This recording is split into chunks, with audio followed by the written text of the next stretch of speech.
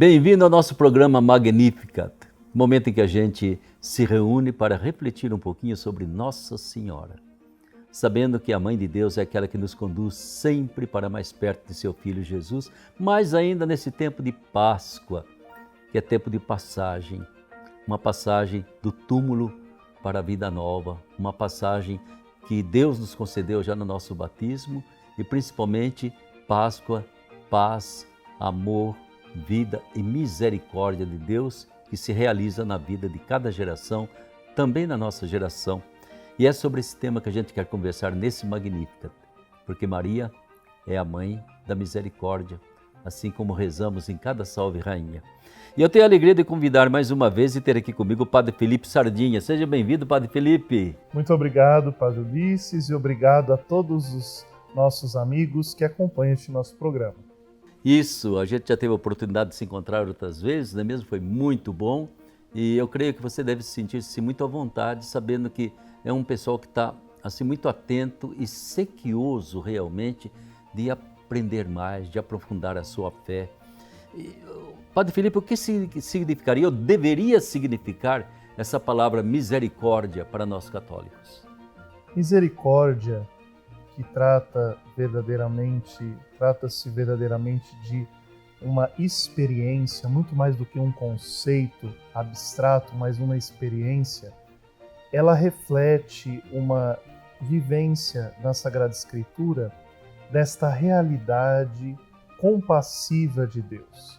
Ou seja, este nosso Deus que nós acreditamos, que nós professamos, que se digna ali se aproximar da realidade, se digna ali estar presente junto ao seu povo e nesta experiência de compaixão favorecer a libertação do seu povo. Na Sagrada Escritura nós temos a conceituação da palavra hebraica Hesed, que quer dizer verdadeiramente esta bondade divina. Nosso Deus é o Deus da bondade. Esta palavra que foi traduzida para nós a partir do latim misericórdia, ela tem a ver com esta dupla presença das palavras miséria, ou seja, a pobreza, as fragilidades, e cordis, coração. Ou seja, a misericórdia de Deus é esta acolhida da fragilidade do ser humano no seu coração compassivo. Há uma outra palavra também vinculada à misericórdia, que é a palavra grega splagnosomai, que quer dizer esta experiência que as mães têm nesse sentido das entranhas que se movimentam na dor do parto. A misericórdia é esta verdadeira dor do parto, esta experiência de Deus que se aproxima, portanto, da humanidade, a toma em seus braços e permite que ela possa cada vez mais evoluir. Misericórdia para nós católicos vai significar sairmos de uma realidade, de um simples julgamento, para acolhermos o outro assim como Deus faz conosco. Ser misericordioso como o Senhor é misericordioso vai permitir que todos nós possamos dar este passo de seguirmos na tolerância, de respeitarmos os irmãos e de termos empatia. O psicólogo famoso Carl Rogers dizia que ter empatia é ser capaz de olhar o outro a partir dos olhos do outro e não dos nossos olhos. É sair de si mesmo. Portanto, misericórdia vai ser esta atitude comunitária de sairmos de nós mesmos e irmos ao encontro dos irmãos para acolhermos nas suas necessidades. Muito interessante. Eu tenho um confrade, o Padre Domingos Sávio, biblista, né? Fanático da Bíblia, mas eu acho bonito que ele, quando fala de misericórdia, ele fala, é aquele amor que brota lá das entranhas, ele sai lá de dentro, né? Brota da pessoa, né? E é o oposto exato de qualquer atitude de não tô nem aí, indiferença, mais ainda do que o cinismo e mais ainda do que a crueldade, né? É o oposto exato, né? E é interessante então a gente perceber que na misericórdia está essa expressão, que eu diria assim, mais profunda e mais bonita do amor, né? Porque olha exatamente para aquele que está precisando né? Necessita de compaixão. Uma situação muitas vezes de não ter quem olhe, quem cuide, quem sinta com ela o que ela está passando, né? E aí vem então essa atitude de um Deus que se debruça sobre a gente, né? E das entranhas dele sai o Filho para chegar até nós. Eu acho que é muito importante. E a gente reza, Felipe, sempre, né? Salve Rainha, Mãe de Misericórdia, vida, doçura, esperança, nossa salve. Essa Mãe da Misericórdia é porque a Mãe de Jesus ou do coração de Maria também brotava algo que era algo desse receite que você dizia? Certo.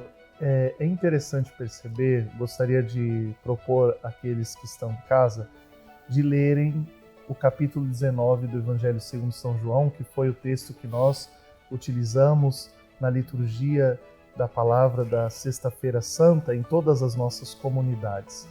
Ali nós temos exatamente Jesus no alto da cruz, que entrega sua mãe Maria para o discípulo amado. Ali o discípulo amado representando toda a humanidade, todos nós que fazemos parte da comunidade dos discípulos amados que é a Igreja de Cristo.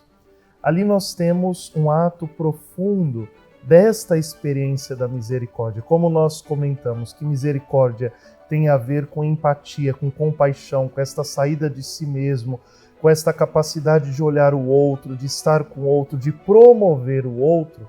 Nosso Senhor entrega a sua mãe como mãe da misericórdia, porque ela, ao estar com o discípulo, ao estar conosco, ao nos acompanhar também na nossa experiência de fé, ela vai indicando esta experiência também, já a partir dela mesma, ou seja, ela é alguém que vivencia a misericórdia porque está conosco, se preocupa conosco, mas também Maria é mãe da misericórdia porque a sua experiência vivencial, existencial, foi uma experiência de misericórdia. O tema deste programa, o título, melhor dizendo, desse programa, que é o Magnífica, pronunciado após o encontro de Maria com Isabel, Maria tendo na sua história esta abertura à compaixão, à misericórdia, sabendo imediatamente que sua prima Isabel, segundo o Evangelho de Lucas, necessitava de ajuda porque estava, enquanto gestante, já numa tenra idade, Maria sobe as montanhas, vai ao encontro dela. Portanto, ela experimenta a misericórdia nesse sentido de ser solidária. Maria é alguém por excelência para nos apresentar a face misericordiosa de Deus. Uhum. E aí entra então para nós, entende? Eu vejo muita misericórdia de Maria exatamente esse modo que ela tem, entende? De se fazer quase que tudo para todos. Ela se veste, se reveste, muda aqui, muda o que for necessário para poder dizer assim, eu estou com vocês aí, né? Eu vou proteger vocês, né? Eu me lembro que para nós na roça era Nossa Senhora da Guia, né? Tá até hoje a imagenzinha dela lá, né? E essa Nossa Senhora da Guia era importantíssima, né? Porque era como se fosse uma estrela para guiar a gente. Não tinha eletricidade, não tinha nada, era a estrela que guiava a vida da gente. E era tudo o que nós tínhamos de celebração, era Nossa Senhora da Guia, entende? Sem ela para nós era a nossa sacerdotisa, era a nossa liturgia, era nosso tudo. Padre Ulisses, eu gostaria de destacar também para os nossos irmãos e irmãs que nos acompanham, que mesmo a própria devoção que temos por Nossa Senhora Aparecida e as demais experiências devocionais, também os relatos das aparições, ali nós temos uma realidade concreta da misericórdia da Mãe de Deus e de nosso Deus através dela para com o seu povo. Podem observar que todos estes relatos, eles estavam sempre relacionados com um gesto de solidariedade de Deus para com o povo sofrido daquele momento. Então, quando nós temos ali Aparecida, aquela realidade dos pescadores, sim, da escravidão, é mostrando realmente a Maria que está ali com o seu povo neste momento tão importante, necessário da história, também neste aspecto de condução, de libertação, de redenção destas pessoas. Você toca num ponto, não está no nosso script aqui, mas eu acho interessante, sabe, porque eu sou bem desconfiado de aparições, né? Uhum. Se quiser alguém que não acredita muito nessas histórias que conto, sou eu, né? Uhum. Exatamente porque boa parte das aparições são ameaçadoras. Claro. Entende? Perfeito. É sempre prometendo um castigo, e se alguém não fizer isso, se não rezar aquilo, puxa vida, é uma desgraça ser cristão e ser católico. Claro. Mas de repente você percebe as manifestações de Maria, entende? Que você dizia assim, são libertadoras, ela enxerga o que é que está acontecendo com aquele pobre povo do Juan Diego, lá no México, massacrado, né? O que é que está acontecendo com os nossos escravos aqui? Todo mundo se diz católico, mas todo mundo tem escravo, né? E assim, várias outras situações, mesmo, por exemplo, eu vejo Lourdes com problema de enfermidade do povo, Fátima com problema das guerras, né? Então, parece que Maria se volta exatamente com essa atitude de misericórdia, né? Porque é próprio da mãe, né? A mãe, eu não vejo nenhuma mãe, a não sei que esteja deslocada, que viva ameaçando os filhos. Vou te matar, vou te mandar embora, né? Não, ela está preocupada, e quanto pior o filho, mas ela se preocupa exatamente com aquele filho. Então, eu acredito muito nessas manifestações de Nossa Senhora, em que ela é a misericordiosa, ou, como dizia o nosso grande amigo lá do Nordeste, né? A compadecida. Exatamente. Ela é a compadecida, aquela que olha com carinho e mesmo que a pessoa esteja querendo ir para o inferno, ela puxa para fora e fala, não vai, você é meu filho, não vou deixar você ir para lá. Padre, né? me permite só um comentário em relação a isso. Me veio uma imagem enquanto Sim. o senhor apresentava essa questão e que eu acho que é uma imagem que nossos espectadores podem tê-la em consideração.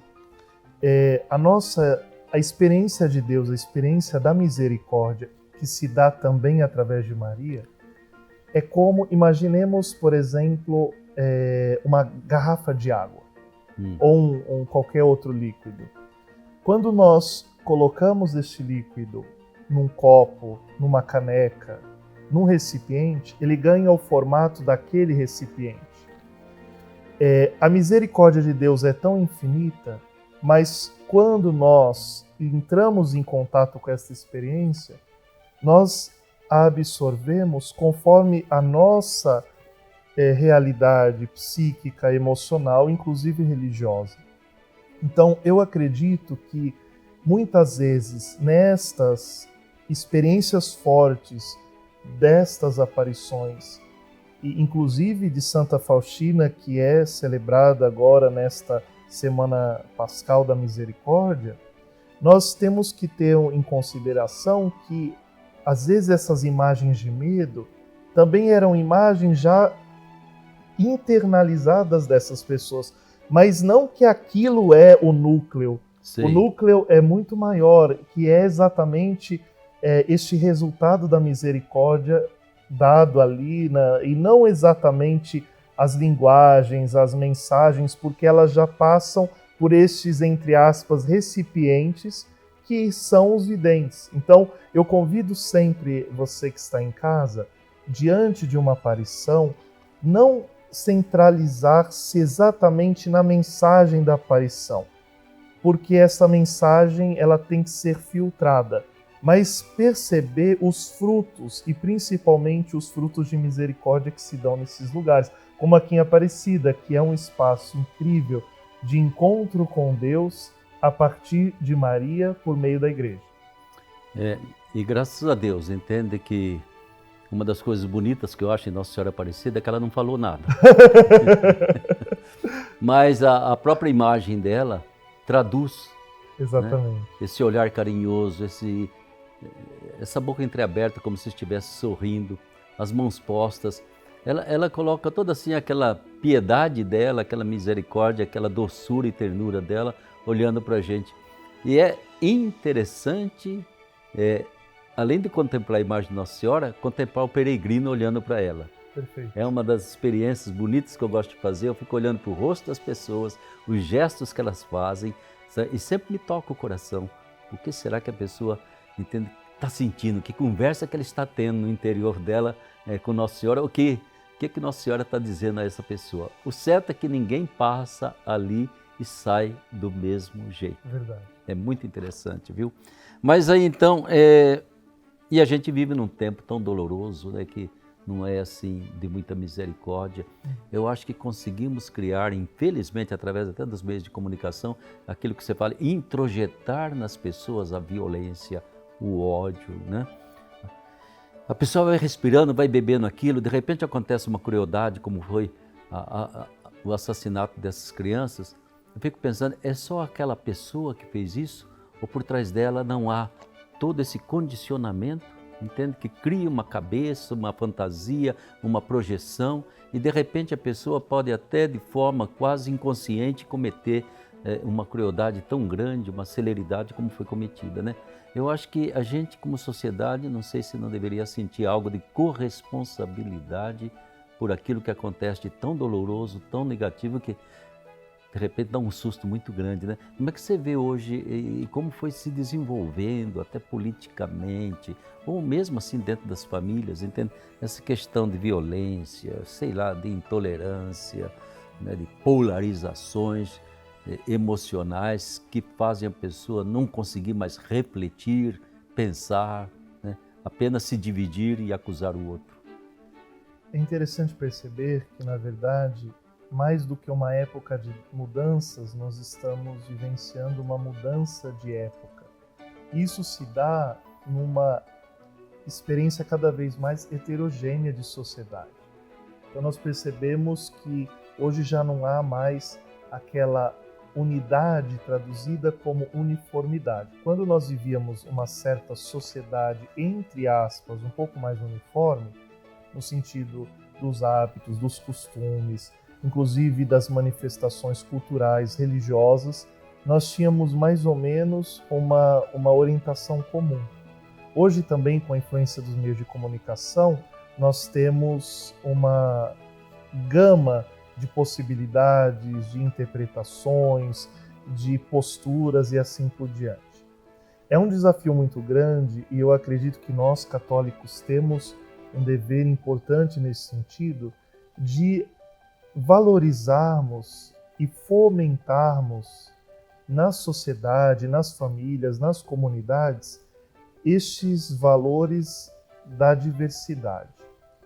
Como o mundo mudou e tem mudado muito rapidamente, nós temos uma certa dificuldade de conviver com a diversidade. Me chamou muita atenção, Padre Ulisses, recentemente, eu vi um vídeo que está aí girando pela internet, de uma entrevista, de um programa do Papa Francisco, por um canal streaming, que ele se reuniu com alguns jovens, cristãos e não cristãos, para debater alguns temas da atualidade. E como o Papa é absolutamente assim, além do nosso tempo, porque realmente, quando ele fala de misericórdia, ele encarna isso na sua postura principalmente de acolhida à diversidade. Alguns temas de diversidade, inclusive, assim, do ponto de vista cultural, social, nós tínhamos um certo temor em relação à conexão com a Igreja. E o Papa tem cada vez mais valorizado isso. Polarizações estão muito presentes. Então, como que a gente consegue vencer isso? Primeiro, criando uma cultura do respeito, do diálogo. Hoje, cada vez mais, por causa também do avanço da tecnologia, que é importante, mas nós temos pessoas, famílias que já não dialogam, que não entram em contato com o que sentem, o que pensam. Então, é importante criar uma cultura do diálogo, e a cultura do diálogo vai permitir que nós possamos verdadeiramente romper essas intolerâncias. Violência é fruto de intolerância, e intolerância é fruto deste desejo insaciável de manter uma certa uniformização dos pensamentos e dos sentimentos. Isso não combina. Principalmente, é muito importante, você que está nos assistindo, recordemos que ser católico, a palavra católico quer dizer universal. E ser universal já, por excelência, nos traduz esta abertura ao diferente que deve ser incluído, acolhido e jamais expulso das nossas comunidades, das nossas realidades eclesiais. A verdade é que nos roubaram a palavra universal, né? É verdade.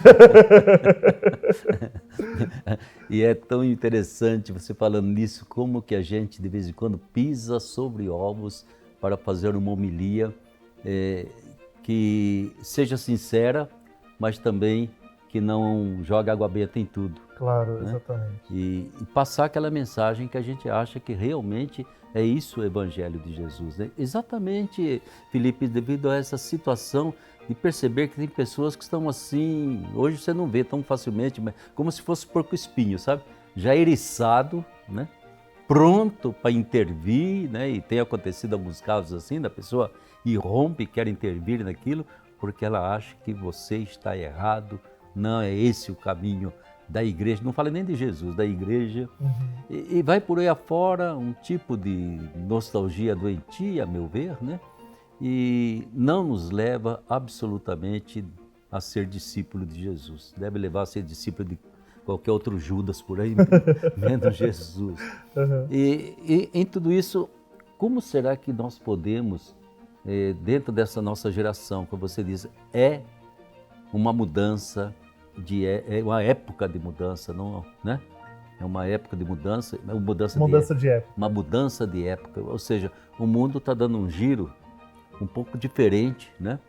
Não adianta a gente fazer referência, sempre foi assim, desse jeito, essa referência já morreu lá atrás, né? Ao mesmo tempo, o futuro não está nas nossas mãos, está tudo se desenvolvendo, né? A gente se pergunta hoje, onde é que vai parar o mundo digital, o mundo da informática, no que vai dar isso tudo, né?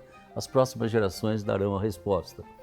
Mas como que a gente faz essa geração não querer a segurança lá de trás, né? Está aberto para aquilo que é bom, né? E ao mesmo tempo, que pedagogia, que no fundo seria uma pedagogia da misericórdia, né? Exatamente. Eu proporia aquilo que o Papa Francisco tanto tem insistido, e tanto tem insistido não somente em discursos, mas tem demonstrado com os seus atos, que é exatamente a cultura do encontro. Sei. A cultura do encontro é esta capacidade empática, portanto misericordiosa, portanto de compaixão, de entrarmos em contato com estas realidades diferentes, e a partir dali nós vamos perceber que o outro que pensa diferente, que sente diferente, muitas vezes até mesmo que reza diferente, tem os seus valores. E ali nós vamos rompendo as discriminações, preconceitos, e vamos descobrindo a riqueza que o outro tem consigo. Não para obstruir o que eu sou, mas para colaborar a fim de que todos nós possamos crescer juntos. Quando há encontro, quando há diálogo, quando há contato, quando há respeito, quando há perdão, quando há, portanto, esses processos de cura das feridas, nós somos capazes de construir uma cultura diferente, uma sociedade diferente, em que não haja a guerra, não haja violência. Me faz lembrar aquela música que tanto gostamos da Mercedes Sosa, Solo le pido a Dios. O que somente nós pedimos a Deus?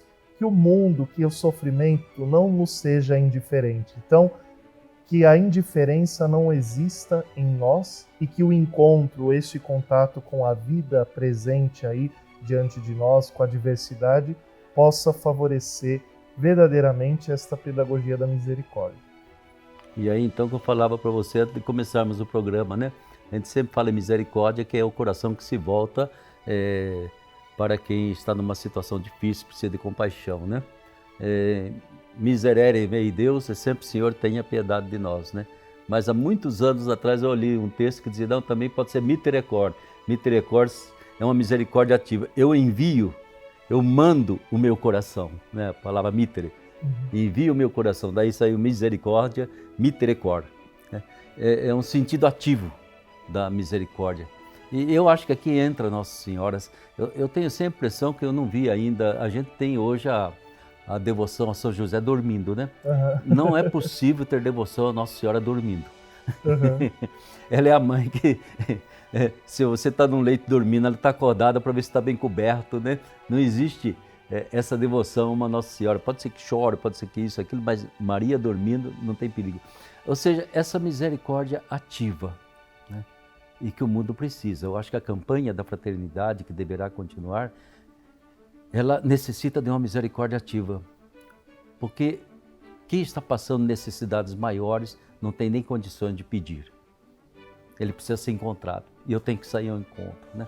São certas coisas que eu vejo em Nossa Senhora, essa maravilha de um modelo que nós chamamos até de irmã nossa, porque ela passou à frente, ela não é só para me proteger, mas ela deu o primeiro exemplo.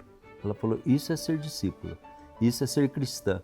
E como diz o Papa, isso é ser humano, plenamente humano. Isso é ser alguém que realmente preenche o sonho de Deus para o ser humano, o sonho de ser mulher, é essa figura de Maria Santíssima. Então, eu não sei como que a gente olha agora para a nossa juventude, que já nasceu sem essas referências, né? Modelada já pelos meios de comunicação, pela última tecnologia que tem. Eu não sei se você concorda, eu tenho a impressão de que a formatação do cérebro deles deve ser diferente, porque coisas que a gente não entende, eles entendem. E como será que a gente pode ir criando uma pedagogia? Porque, digo para você, eu sinto dificuldade. Até numa reunião de pequenos grupos cristãos, há determinados assuntos, políticos principalmente, que você não pode tocar. Não somos capazes de dialogar ainda, sabe? Aquilo, as opiniões imediatamente se crispa, fica crispado tudo e fica perigoso, né? Mexer em determinado... Então a gente evita, dá uma meia volta e sai do assunto.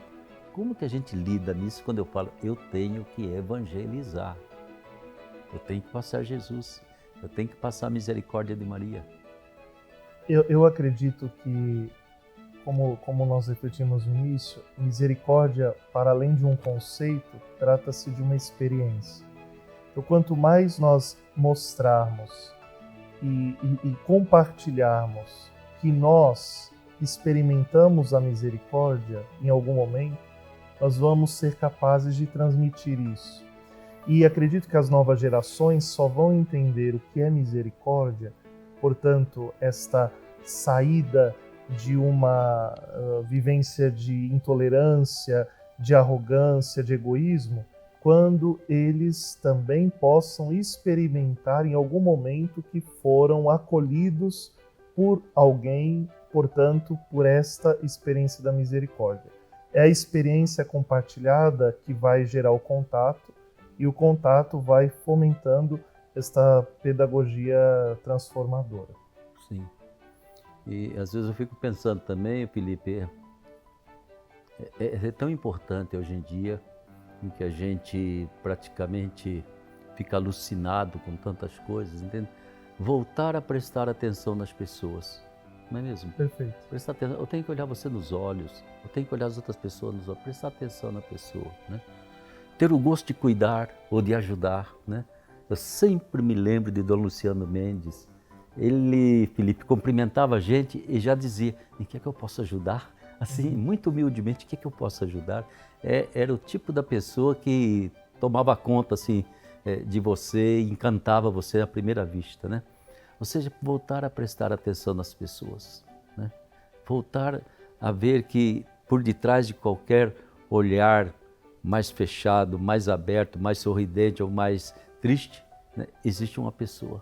Mas tá bom, a gente conversamos sobre misericórdia, gente. Olha lá, é tanta coisa bonita que vem, e tempo pascal e tempo de misericórdia, tá bom? Não somente uma semana da misericórdia, mas é para lançar a gente com o coração misericordioso aí para o resto do ano e para a vida inteira. Felipe, gostaria que você encerrasse então o nosso encontro com as suas últimas considerações. Muito obrigado, Padre Ulisses, obrigado a todos vocês que acompanharam este programa, e gostaria de fazer um convite, a partir do que nós refletimos, que possamos realmente ser pessoas de misericórdia. Temos às vezes tanta polarização, tanta violência, tanta intolerância na sociedade.